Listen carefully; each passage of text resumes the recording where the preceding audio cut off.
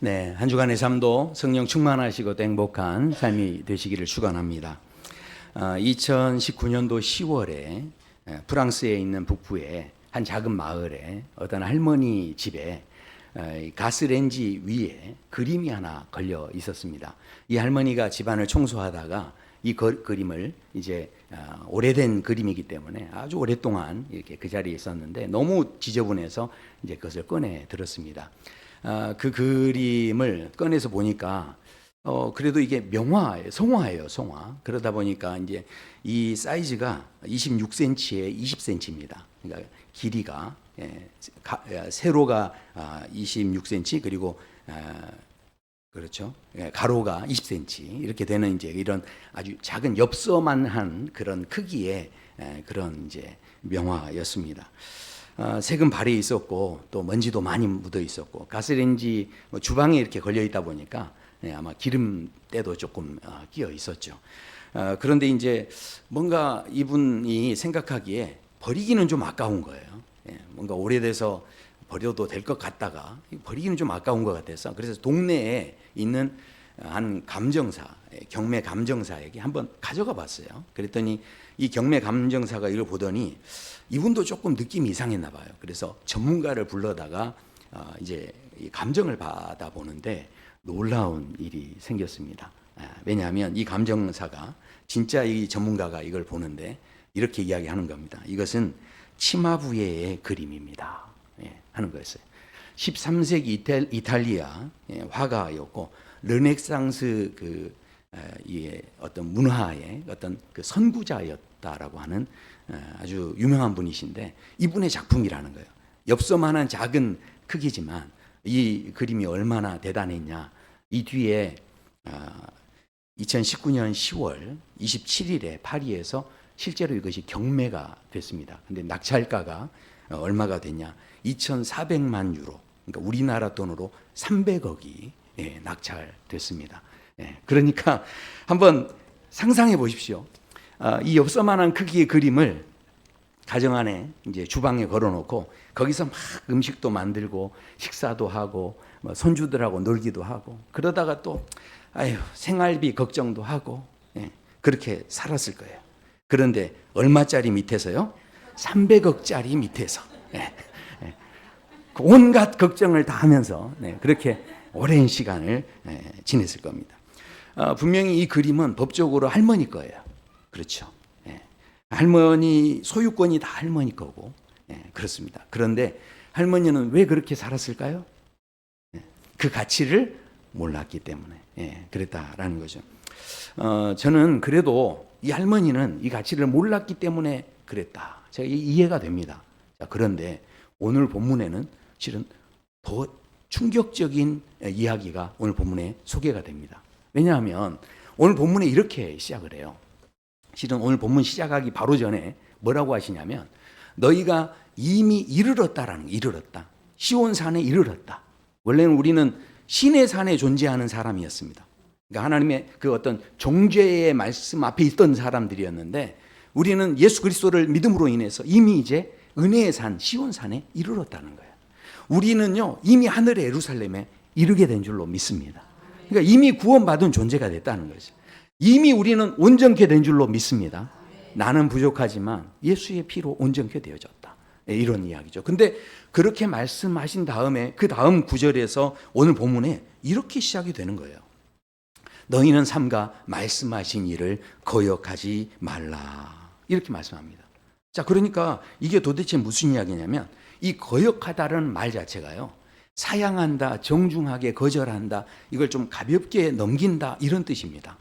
자, 그러니까 지금 하나님께서 선포해 주시기를 너는 이미 시온산에 이르렀다. 너는 하늘나라 시민이다. 뭐 이렇게 이야기하시는데 아유, 하나님 참 감사한데요. 하나님, 저는 아직 준비가 덜 된 것 같아요. 이렇게 이야기하는 거예요. 하나님께서 뭐라고 하냐면 야, 너는 이제 예수의 피로 온전해졌다. 딱 이렇게 이야기하는데 우리 성도님들 같으면 어떻게 하시죠? 할렐루야 이렇게 아멘 하시지 않겠습니까? 근데 여기서 뭐라고 하냐면 말씀은 감사한데 저는 조금 더 부족한 것 같아요. 이렇게 이야기를 했다라는 겁니다. 그러니까 지금 겉으로는 이것이 굉장히 겸손하게 보이는데 성경은 이것을 정확히 뭐라고 이야기하냐면 거역이다. 이것은 거역하는 것이다. 이렇게 아주 거칠게 표현을 했다라는 거죠.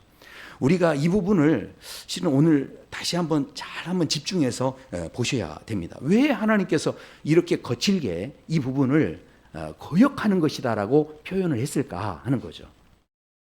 이걸 좀 이해하시려면 민수기의 사건을 하나 좀 생각해 보셔야 됩니다. 민수기 13장, 14장을 보면 정탐꾼들의 이야기가 나옵니다. 하나님께서 가나안 땅을 약속하셨고 적과 꿀이 흐르는 땅을 약속하셨습니다. 그렇다면 그 약속을 믿고 이제 나가면 되는데, 그런데 그 정탐꾼들이 와서 이제 보고하기를 어떻게 보고하냐면, 맞습니다. 가보니까 정말 좋은 땅이에요. 근데 가봤더니 세상에 거기에 이미 아주 대단한 거인들이 살고 있다는 거예요. 그러니 그들에 비하면 우리는 메뚜기와 같습니다 하면서 그것을 악평을 했다라는 겁니다. 그러니까 그것을 가지고 우리는 메뚜기 같으니 이거 안 됩니다. 이렇게 하면서 거절을 했다라는 것입니다. 제가 한번 잘 생각해 봤어요. 이게 왜 우리가 이런 일을 만날 때 여기에 대해서 믿음으로 아멘 하면 좋은데 그렇지 못하고 왜 자꾸 이렇게 거절하는 일이 생길까? 네. 심리학자 중에 한 분인데 이 칼 로저스라는 분이 아주 재밌는 그런 이야기를 합니다. 이분이 우리 인간의 심리를 이렇게 연구하면서 이런 이야기를 해요. 그러니까 자기의 어떤 그 구조하고 일치하지 않는 그런 경험들이 있을 때 그것이 위협적인 것으로 우리에게 느껴진다는 거예요. 이분의 말을요, 좀 복잡하게 말고 제가 한마디로 좀 이렇게 요약을 하면 이렇습니다. 사람은 자기 이미지하고 모순되는 그런 정보가 있을 때 그것을 오히려 이렇게 거부한다라는 거예요. 이걸 조금 더 제가 이제 쉽게 좀 설명해 드리면, 지금 이스라엘 백성들이 나는 노예다 이렇게 살았던 사람들이에요. 평생을 나는 노예다, 나는 식모다 이렇게 살았던 사람인데, 그런데 갑자기 아니에요, 당신은 왕자입니다, 당신은 공주입니다 이렇게 이야기를 하면요, 그러면 모든 사람들이 막 기뻐할 것 같죠? 아니라는 거예요. 의외로 많은 사람들이 그것에 대해서 기뻐하지 않고 오히려 불안해한대요. 자, 불안한 소리가 나잖아요. 지금 벌써 불안해가지고 지금 누군가 그릇도 깨고 지금 난리가 났습니다. 지금. 그러니까 심리적으로 우리가 지금 굉장히 불안한 이제 이런 상태라는 거예요. 자, 왜냐하면 이게요, 왜냐하면 네가 왕자다, 공주다 이렇게 이야기하면 그때부터 내가 왕자답게 살아야 되는 부담이 생기는 거예요. 그냥 메뚜기로 살았으면 어떻게 됩니까? 그냥 편안합니다. 네, 아무렇게나 살아도 돼요. 그냥 기대할 것도 별로 없고, 기대가 없으면 실망도 없어요. 그렇죠? 실망도 없습니다. 그러니까 뭔가 실패를 해도 변명할 수 있잖아요. 나는 뭐니까? 메뚜기니까. 네, 그러니까 이거가 다 이게 되니까 이게 얼마나 편합니까? 근데 하나님께서 하나님 자녀라고 하니까 그 순간에 뭐가 되죠? 이제 거기에 맞게 살아야 돼요. 그리고 믿음으로 뭔가 견뎌내야 되고, 그 다음에 뭡니까? 내 안에 뭐 실패의 위험이나 리스크가 있어도요, 그걸 어떻게 해야 돼요? 다 감수하는 그 정도 어떤 자격을 내가 갖춰야 되는 것 같고, 이렇게 되니까 사람들이 역설적으로 의외로 그렇게 뭔가 너의 삶에 이런 지금까지의 삶이 아니고 너의 삶은 이거야라고 정말 우리한테 이렇게 축복해주는 말을 할 때 그걸 의외로 사람들이 받아들이지를 못한다는 거예요. 오히려 우리의 심리 속에서 그래서 더 낮은 자존감을 선택한다는 거죠. 그것은 겸손해서 그런 게 아니라 실은 우리 안에 두려움이 있다라는 거죠. 분명히 하나님께서 우리에게 모든 옛사람은 끝났다라고 말씀하셨는데, 근데 살아보니 어떻게 사는 게 좋습니까? 그냥 거짓말하고 사는 게 좋아요. 시장 가서 물건 깎고 사는 게 좋아요. 그게 편해요. 근데 옆에서 누가 권사님 그러면 그때부터 어떻게 됩니까? 물건 깎지를 못하는 거예요. 그러니까 깎는 게 좋습니까? 못 깎는 게 좋습니까? 솔직해 보세요.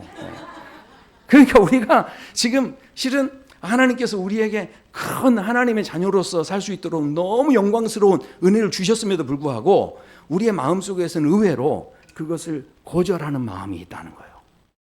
그게 우리 안에 작동을 하고 있다는 거죠. 그래서 오늘 말씀에서 하나님께서 지금 이야기를 하시는 거예요. 치마부회가 그린 그림의 가치보다 더 귀한 은혜를 너에게 지금 주었다라는 거죠. 그러니까 그 은혜를 이거 과분한데요? 이렇게 생각하지 말라는 거예요. 이거 제가 노예가 더 편한 것 같은데요? 이러지 말라는 거예요.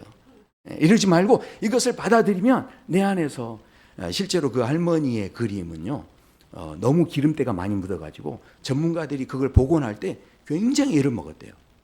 그걸 떼내는 과정이 얼마나 이게 실은 쉽지 않은 과정이었는지 몰라요. 그러니까 우리 안에 있는 마귀가 준 모든 옛사람이 있는데 이것을 떼낸다는 게요, 이게 쉽지 않게 느껴질 수 있는 거예요, 우리 안에. 그렇다 보니 너무 아프니까 뭐 하는 거죠? 에이, 차라리 메뚜기가 나. 이렇게 생각하는. 이렇게 생각하고 말게 된다라는 거죠. 그래서 하나님께서 오늘 우리에게 이어지는 말씀에서 아주 중요한 말씀을 하십니다. 자, 이렇게 말씀하세요. 25절 보시면 너희는 삼가 말씀하신 일을 거역하지 말라. 이렇게 이제 하신 다음에 그 다음에 뭐라고 하시냐면 그 뒤에 보면요, 이런 말씀을 하세요. 그때에는 그 소리가 땅을 진동하였거니와 이제는 약속하여 이르시되 내가 또 한 번 땅만 아니라 하늘도 진동하리라. 그러니까 하나님께서요, 온 땅을 흔들어 버리신다는 거예요. 그리고 심지어 하늘까지 흔들어 버리신다는 거죠. 와, 그러면 우리가 언뜻 생각하기에는 이거 너무 무서운 거 아닙니까? 세상이 다 끝날 것 같은, 굉장히 실은 이게 축복의 말씀으로 받기에는 좀 부담스러운 말씀이죠. 그러니까 이렇게 말씀을 하시는데, 그런데 그렇지 않습니다. 이 말씀이 너무 귀한 말씀이에요. 왜냐하면 이 다음 구절을 보면 이렇게 진동하시는 이유를 설명합니다.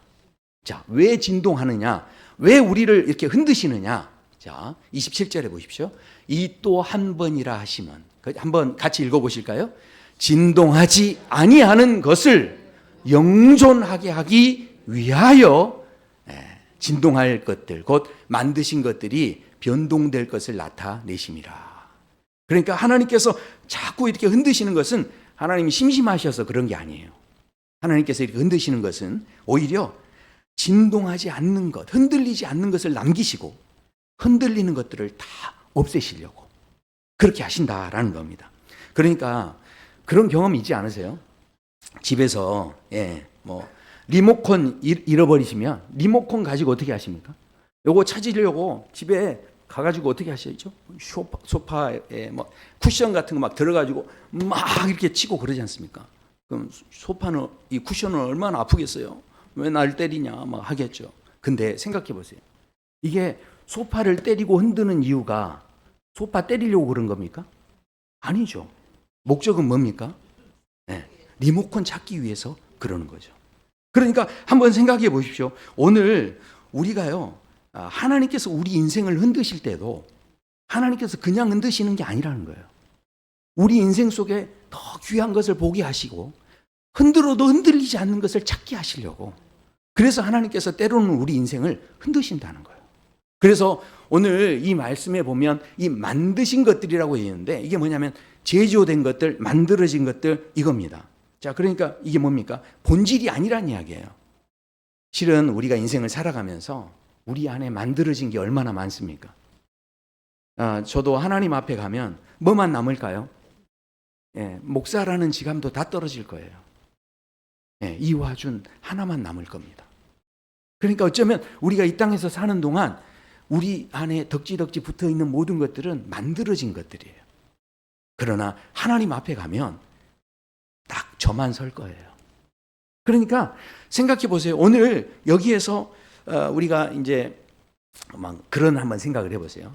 집에서 이게 택배 많이 받으시죠. 제가 예전에 택배를 시키는데 요즘엔 택배 아니면 생활이 어려울 정도로 많이들 이용을 하시죠. 근데 저도 택배를 시키고 깜짝 놀란 적이 있어요. 왜냐하면 USB 하나를 시켰거든요. 근데 USB 하나를 시켰는데 박스가 이만한 게 온 거예요. 그래가지고 놀래서 이게 뭐냐 하고 이제 이렇게 풀러봤는데 그 안에 막 이렇게 뽁뽁이 비닐도 막 포장돼 있고 막 스티로폼도 있고 막 이렇게 하면서 에어캡 있죠, 막 이런 것들이 막 들어있고 신문지도 막 들어있고 그러는 거예요. 야, 박스는 이만한데 그 안에 막 들어있는데 찾기가 어려웠어요. 그래서 다 걷어내고 그 다음에 이제 찾아서 딱 봤더니 세상에 USB 작고 작은 거 하나 거기 들어 있는 거예요. 자, 근데 생각해 보십시오.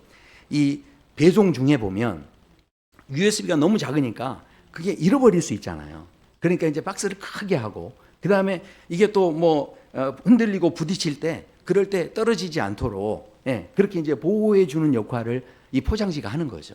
자, 그런데 우리 인생이 그렇다는 생각을 합니다. 인생을 살아갈 때 성공이라는 포장이 있어요. 내가 이 정도 성공했다. 우리가 포장을 하죠.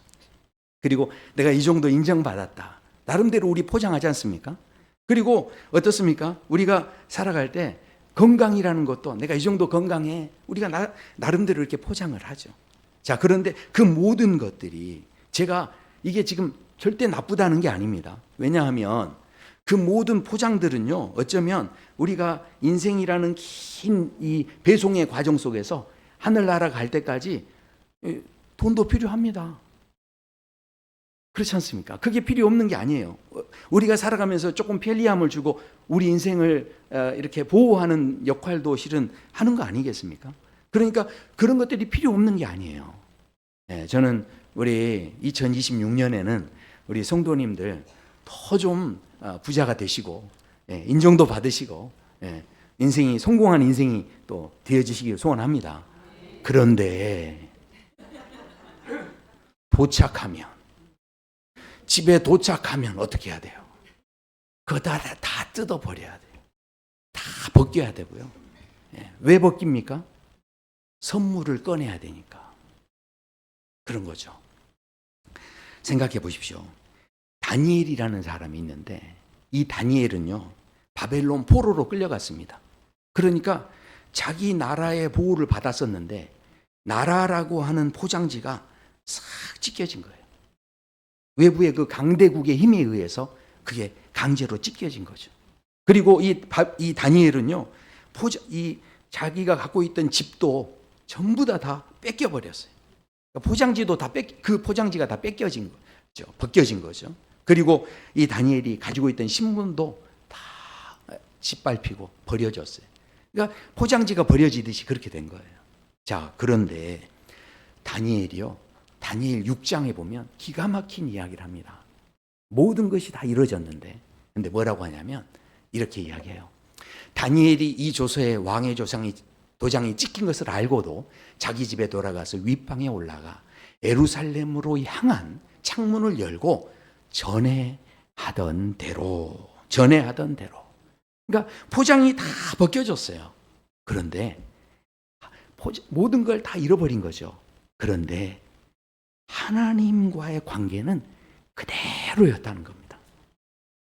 그러니까요, 뭡니까? 다니엘은요, 이 포장지는 다 떨어져 나갔지만, 그러나 하나님과의 관계라고 하는 본질은 끝까지 붙잡고 있었다라는 겁니다. 이 다니엘이 결국은 어디로 던져지냐면 사자굴에 던져집니다. 저는 근데 이때 참 너무 대단한 것 같아요. 다니엘이 이 고백보다 저는 이 고백이 더 좋아요. 왜냐하면 이 뒤에 뭐라고 하냐면 다니엘이 이렇게 이야기합니다. 나의 하나님이 이미 그의 천사를 보내어 사자들의 입을 봉하셨으므로. 우리는 대부분 어디에 아멘합니까? 사자들의 입을 봉했다는데 아멘하시죠. 네. 그렇죠. 근데 다니엘이 이야기하죠. 나의 하나님. 다 벗겨졌는데, 근데 다 잃어버렸는데, 근데 다니엘이 고백하는 거예요. 나의 하나님. 얼마나 귀합니까? 그러니까 지금요, 우리가 어쩌면 이 포장지가 벗겨질 때는 그냥 벗겨지지 않죠. 막 우두둑 하고 소리가 납니다. 어쩌면 우리 인생 살아오시면서 건강이 흔들릴 때 포장지 벗겨지는 소리가 나한테 났을 수 있어요. 그리고 경제가 흔들릴 때 부스럭거리고 그렇게 찢겨지고 그럴 수 있어요. 그리고 우리가 인생 살아갈 때요, 너무 관계가 막 흔들리면, 관계가 어려워지면 어떻습니까? 우리 마음이 너무 힘들어서 막 구겨지는 것 같은 그런 느낌들이 우리에게 있을 수 있다라는 거죠. 그러면 우리는 대부분 생각합니다. 내 인생 너무 힘들다. 내 인생 무너지는 것 같다. 막 그러면서 우리는 그렇게 막 괴로워합니다. 그런데 오늘 말씀에서 뭐라고 말씀합니까? 그거는 포장지 뜯는 소리라는 거예요. 이게 얼마나 지금 귀한 말씀입니까? 한번 생각해 보십시오. 우리가 지금까지 인생을 이게 내 인생이야 하고 그렇게 믿고서 막 필사적으로 그걸 붙잡고서 막 노력하고 애를 쓰고 막 그렇게 살았는데, 그런데 지금까지 붙잡고 있었던 게 내용이 아니라 포장지였다면 어떠시겠어요? 인생을 사는데 어떤 사람은 포장지 붙잡고 사는 거예요. 한 번도 그걸 뜯어보지 않고 내용물을 확인하지 않고 너무너무, 그래서 포장지를 덧붙여서 이 포장지가 두꺼워져 가지고요, 도저히 뜯을 수 없는 포장지가 돼버리는 거예요. 그래서요, 오늘 28절에서는 이렇게 말씀합니다. 그러므로 우리가 흔들리지 않는 나라를 받았은즉 은혜를 받자. 자, 이 말씀에 보면 이 받았다라는 말이요, 우리가 나라를 만드는 게 아닙니다. 이 흔들리지 않는 나라는 내가 노력해서 만드는 나라가 아니고요, 하나님께서 주시는 나라인 줄로 믿습니다. 그러니까 이 나라를 뭐라고 하냐면 받았은즉 하는데 이미 받았다라는 거예요. 그리고 지금도 계속 받고 있다, 이런 이야기입니다. 자, 그러니까 우리 성도님들 생각해 보십시오. 집에서 그런 경험 있지 않으세요? 누구한테 명품 화장품 선물 받았어요. 그러면 어떻게 합니까? 와, 그 화장품 받아가지고 뭐 하는 거죠? 이게 너무 좋은 거니까, 그러니까 이거 너무 비싼 거야, 나중에 써야지, 그러면서 아까워서 다 못 쓰는 거예요. 그러다가 결국 어떻게 됩니까? 유통기한이 지났습니다. 하나님의 은혜가 그렇다라는 겁니다.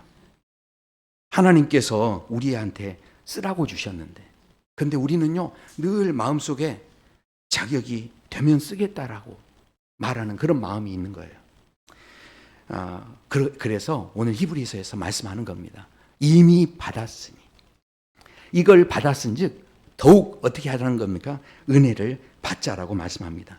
이 말은요, 은혜를 받았으니 그 은혜 가지고 한 걸음을 떼서 움직여 보라는 거예요. 그러면 거기에서요, 또 다른 은혜를 보게 하시는 거죠. 그러니까 진짜 이 포장지를 뜯어서 그 안에 진짜 선물을, 더 귀한 것들을 이렇게 보게 하시려는 그 하나님의 은혜가 있다라는 겁니다. 그래서 사도 바울이요, 아주 기가 막힌 고백을 합니다. 감옥에 있었어요. 근데 이렇게 이야기합니다. 항상 기뻐하라. 내가 다시 말하노니 기뻐하라. 아니, 기뻐하라 한 다음에 다시 말한다는 거예요. 한 번 다시 말한다, 기뻐하라, 이렇게 말씀합니다. 상황에 전혀 안 맞죠. 감옥에 있는 사람이 이렇게 말한다는 게 결코 쉬운 일이 아닙니다. 그런데 사도 바울이 얼마든지 감옥에서 뛰쳐나갈 수 있는 포장지가 있었어요. 내가 이 정도 대단한 사람이야. 내가 학벌로는 베냐민 집하고, 내가 히브리인 중에 히브리인이고, 그리고 뭡니까? 내가 로마인이고, 또 종교적으로도 내가 바리새인에 열심히 있는 사람이고, 내놓을 수 있는 포장지가 얼마나 많습니까? 그런데 이 사도 바울이요, 뭐라고 이야기하냐? 예수님을 만나고 나서요, 그 모든 포장지가 다 뜯겨진 거예요. 그리고 진짜 자신의 삶을 보게 된 거예요. 그래서 사도 바울이 이렇게 이야기합니다. 내게 능력 주시는 자 안에서 내가 모든 것을 할 수 있느니라.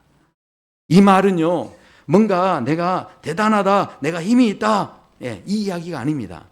내게 능력 주시는 자 안에서 내가 모든 것을 할 수 있다고 할 때, 많은 사람들이 뭔가 긍정적으로 생각만 하면 우리가 뭐든지 할 수 있다, 이렇게 생각하시는데, 이 말의 진짜 의미는 뭐냐면 나는 혼자가 아니라는 의미예요. 이 말의 진짜 의미는 나는 예수님과 연결되어 있다는 의미입니다.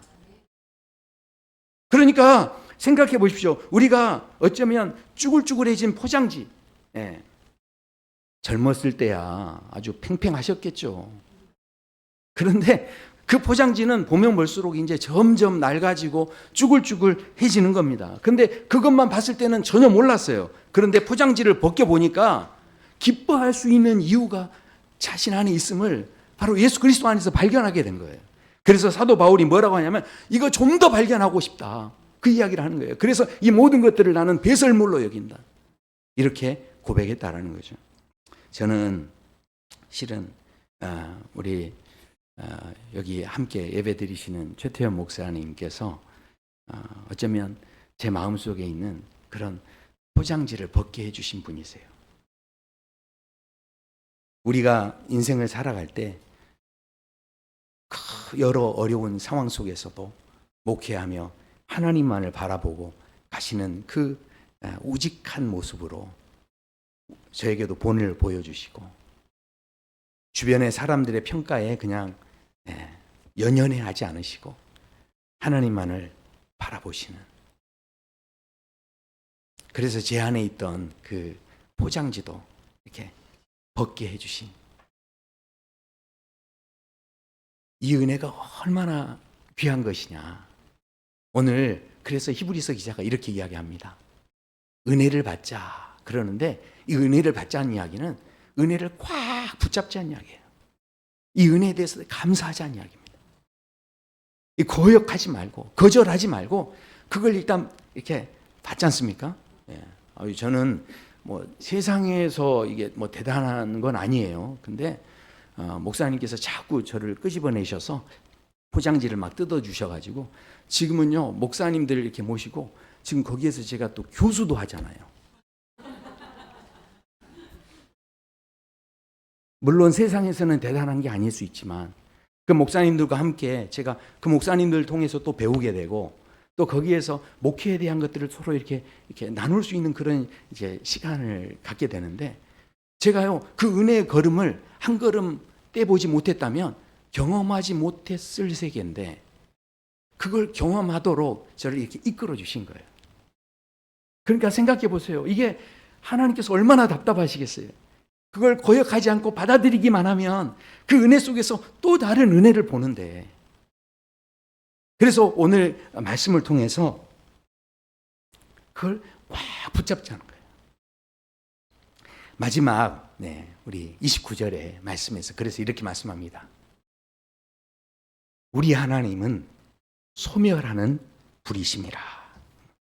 분명히 우리 하나님은 모든 것을 소멸시키실 수 있는 심판의 하나님이신 줄로 압니다. 그런데요, 중요한 건 하나님께서 소멸을 심판으로만 이야기하지 않으셨어요. 왜냐하면 이 소멸한다라고 하는데 금덩어리를 불 속에 넣으면 어떻습니까? 금덩어리를 불 속에 넣으면요, 금이 타지 않고 뭐가 탑니까? 찌꺼기가 탑니다. 그리고 금은 더 빛이 나죠. 성경에 보면 생각해 보십시오. 다니엘 3장에 다니엘의 친구들이 사드락과 메삭과 아벳느고가 이게 왕이 이렇게 자기가 만든 금신상을 섬기라고 합니다. 그랬더니 섬기지 않겠다고 하니까 평소보다 더 뜨겁게 이 풀무불을 7배나 더 뜨겁게 하라고 합니다. 그때 이 사람들을 붙잡고 가는 사람이 타 죽었다는 거예요. 그리고 결박까지 다 이렇게 불에 탔습니다. 그런데 이 사람들이 그때 들어가면서 뭐라고 했냐면 이렇게 고백을 했어요. 왕이여, 우리가 섬기는 하나님이 계시다면 우리를 맹렬히 타는 불무 가운데서 능히 건져내시겠고 왕의 손에서도 건져내시리이다. 그리 아니하실지라도. 우리가 이거 좀 오해하시는데 내가 그냥 죽어도 좋다 이런 말이 아닙니다. 그리 아니하실지라도 이 말은요, 이게 내가 불에서 건져 주시든지 안 건져 주시든지 우리 하나님은 선하신 하나님이시라는 거예요.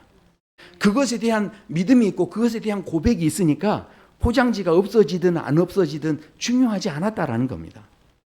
이런 믿음의 고백이 있었다라는 거예요. 사랑하는 성도 여러분, 우리가 제가 서론에 말씀드렸던 것처럼 300억짜리 그 명화 아래서 생활비 걱정하면서 아이고 아침 먹고 또 점심 먹고 저녁 먹고 그렇게 만들어 먹어, 오늘 또 점심은 뭐 해 먹나 이렇게 하면서 살았던 그 할머니, 어쩌면 그 할머니의 인생이 우리 같다라고 생각하지 않으세요? 이미 우리에게 하나님께서는 흔들리지 않는 나라를 이미 우리에게 선물로 주셨다는 거예요. 그 나라를 이미 받은 줄로 믿습니다. 그런데 여전히 우리는 왜 생활비 걱정만 하며 살아야 되는 겁니까? 그러니까 우리가요, 오늘 본문을 통해서 우리가 진짜 두려워해야 할 게 하나 있는데 그것은 무엇이냐면 우리의 인생이 흔들리는 게 우리가 두려워해야 할 문제가 아니라는 거예요. 우리가 진짜 두려워해야 할 게 뭐냐면 포장지가 너무 두꺼워져 가지고 포장지가 너무 튼튼해져 가지고 그 내용물을 한 번도 구경 못하고 죽어버리는 것. 그것이 우리가 가져야 할 두려움이다라는 것입니다. 소멸하는 불은 우리를 없애는 불이 아니고요, 내 안에 있는 모든, 내가 가지고 있던 모든 포장지를 다 없애시고 내가 그리스도 예수 안에서 발견되게 하시는, 어떤 값어치보다 귀하게 우리를 구원하셨다라고 하는 그 예수님과 내가 얼마나 귀하게 연결되어 있는지를 보게 하시는 그 소멸하는 불이라는 거예요. 오늘 사도 바울이 그래서 이렇게 고백합니다. 뭐라고 고백하냐면, 사도 바울이요, 각 사람의 공적이 나타날 때가 있대요. 그때 모든 것이 불탈 텐데, 그런데 그대로 있으면 상을 받는다는 거예요. 어떻게 그대로 있습니까? 나 혼자서는 안 됩니다. 예수 그리스도가 우리의 반석이시기 때문에 그분을 붙잡고 있을 때 우리는 그 소멸하는 불에 살아남는 거죠. 결국은요, 오늘 저와 우리 성도 여러분의 인생 가운데 2026년이라고 하는 택배가 지금 도착하셨어요. 자, 그 택배를 받았습니다. 어쩌면 올 한 해에도 그 택배 포장지가 뜯어지는 소리가 막 들릴 거예요.